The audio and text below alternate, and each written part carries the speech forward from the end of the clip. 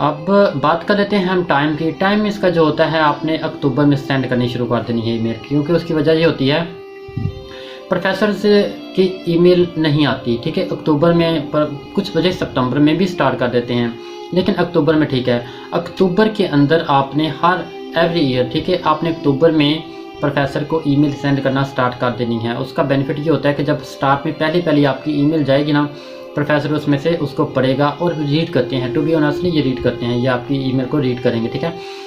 तो आप जब सबसे पहले ईमेल सेंड करेंगे तो प्रोफेसर आपकी ईमेल को रीड करेगा। लेकिन अगर आप थोड़ा सा लेट होते हैं, दिसंबर में सेंड करते हैं, हो सकता है कि बाई चांस लकीली आपकी ईमेल रीड हो, आपको एक्सेप्टेंस लेटर भी मिल जाए। लेकिन जो सेफ साइड पे जाएं, हमेशा सेफ साइड पे जाएं, ऑप्शन वाली साइड पे जाएं। अक्टूबर में ये होता है कि स्टार्टिंग होता है और प्रोफेसर ने किसी को एक्सेप्टेंस लेटर नहीं दिया होता, ठीक है।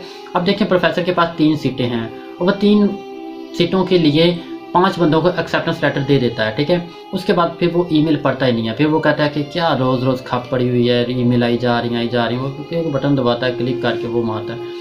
इसलिए मैं कहता हूँ कि बजाय कि जब इतना ज़्यादा क्राउड हो जाए, क्योंकि बहुत ज़्यादा बच्चे अप्लाई करते हैं। मेरी यूनिवर्सिटी की बात करें तो यहाँ पे लाखों एप्लीकेशंस होती हैं, बहुत ज़्यादा एप्लीकेशंस होती हैं बच्चों की। फिर वो उसमें से डिफरेंशिएट करते हैं एडमिशन के लिए, ठीक है। और इसलिए मैं कह रहा हूँ कि अक्टूबर में आप एप्लीकेशन एक्सेप्टेंस लेटर के लिए प्रोफेसर को ईमेल करना शुरू कर दें, क्योंकि वो स्टार्टिंग पॉइंट होता है, तब बच्चों का इतना ज़्यादा क्राउड नहीं होता। तो उसकी 2 वजूहात हैं। एक तो ये होता है कि प्रोफेसर्स को ईमेल स्टार्टिंग में इनिशियल आती हैं तो वो पढ़ना स्टार्ट कर देते हैं, वो पढ़ते हैं, रीड करते हैं और आपको रिप्लाई करते हैं। रिप्लाई से डिसहार्ट नहीं होना। कुछ आपको ये भी कहेंगे कि आपकी पब्लिकेशन है कि नहीं, नो प्रॉब्लम, कोई एक प्रोफेसर थोड़ी है, नहीं वो नहीं तो कोई और सही। तो कुछ आपसे इंटरव्यू करेंगे, देना चाहते हैं तो ठीक है, नहीं देना चाहते तो उनसे कह दें आई एम सॉरी, कहीं और चले जाएं, ठीक है। और तीसरी बात कुछ ये कहेंगे आपसे कि I am going to retire no, तो उसके लिए डिसहार्ट नहीं होना। कुछ प्रोफेसर आपको ये रिप्लाई करेंगे तो आपने उनके रिप्लाई से परेशान नहीं होना, डिसहार्ट नहीं करना अपने आप को, ठीक है। एक नहीं तो दूसरा, दूसरा नहीं तो तीसरा, मिल जाए तो वेरी गुड, ना मिले तो फिर भी वेरी गुड, ठीक है। एडमिशन तो इंशाल्लाह आपको जो किस्मत में है हो जाएगा, लेकिन इंशाल्लाह मिलेगा, आपको एक्सेप्टेंस लेटर मिलेगा। आपने यही ईमेल आपने देनी है, ठीक है, यही ईमेल आपने सेंड करनी है। अच्छा, अक्टूबर से आप स्टार्ट कर दें उनको एक्सेप्टेंस लेटर के लिए अप्लाई करना, ठीक है। और आपने स्कॉलरशिप के लिए कब अप्लाई करना है वो मैं आपको बताता हूँ। उसका टाइम है आप जनवरी के बाद करें। उसकी वजह मैं आपको बताता हूँ कि जनवरी के बाद क्यों, क्योंकि इसकी जो लास्ट डेडलाइन होती है वो होती है 31 अप्रैल होती है। 31 अप्रैल हर साल की 31 अप्रैल इसकी लास्ट डेडलाइन होती है। और आप ये ओपन हो जाती है दिसंबर में स्टार्ट हो जाती है, दिसंबर से लेके 31 अप्रैल तक होती है। आपने फेब से पहले नहीं करना, क्योंकि फेब में हमें जनवरी में छुट्टियां हो जाती हैं, ठीक है। जनवरी से लेके फेब तक हमें छुट्टियां होती हैं, ठीक है।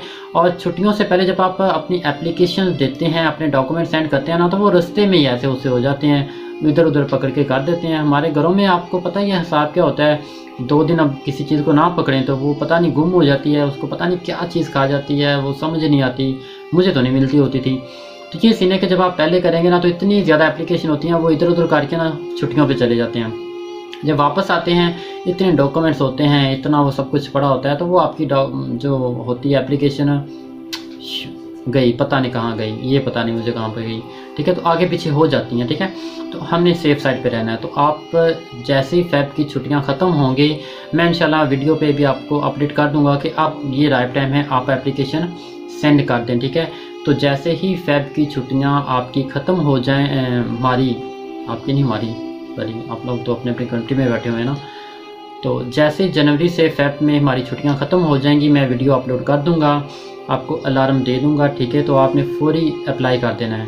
फेब में आप अप्लाई कर दें। जैसे ही अप्लाई करें देखें कि उनसे यूनिवर्सिटी की जो रिक्वायरमेंट है वो हार्ड कॉपी रिक्वायर कर रही है कि नहीं कर रही। अगर तो कर रही है तो वहाँ से सेंड कर दें, या फिर मुझे कह दें, मैं आपकी हेल्प कर दूंगा। इंशाल्लाह मैं पूरी कोशिश करूंगा कि आपकी हेल्प करूं। अगर आपका कोई क्यूरी या आपका कोई क्वेश्चन हो तो आप कमेंट बॉक्स में जाके पूछ सकते हैं। इंशाल्लाह मैं आपको कोशिश करूंगा कि जल्दी से जल्दी रिप्लाई करूं। रिप्लाई मैं लाजमी करूंगा, 1-2 दिन लेट हो सकता है क्योंकि मसरूफियत होती है, तो इस वजह से बात का नहीं भी पता चलता, लेकिन मैं इंशाल्लाह रिप्लाई लाजमी करूंगा। आपको जितना गाइडलाइन दे सकता हूँ मैं दूंगा, ठीक है। ये थी इनकी डेट्स कि अब मैं दोबारा फिर रिपीट कर दूं कि CSC की जो डेट है, चाइना स्कॉलरशिप काउंसिल की जो डेट है वो दिसंबर से 31 अप्रैल तक होती है। आपने अप्लाई फेब में करना है और अप्लाई करने के बाद आपने हार्ड कॉपी अगर रिक्वायर है तो सेंड कर दें, नहीं है तो ना करें।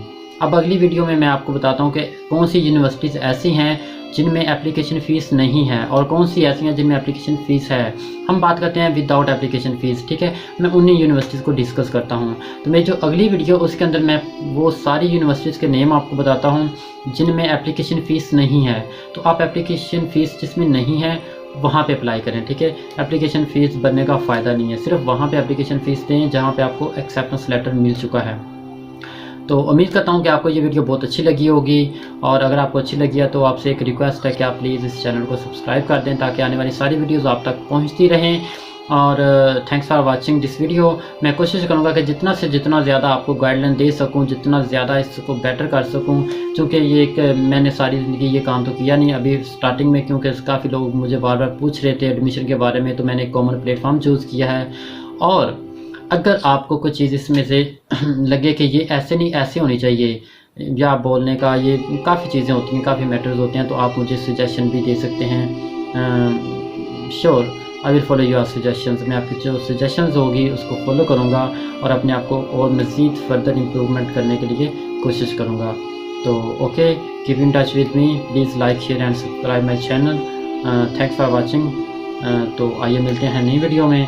ओके, अल्लाह हाफिज़, दाने के बाद।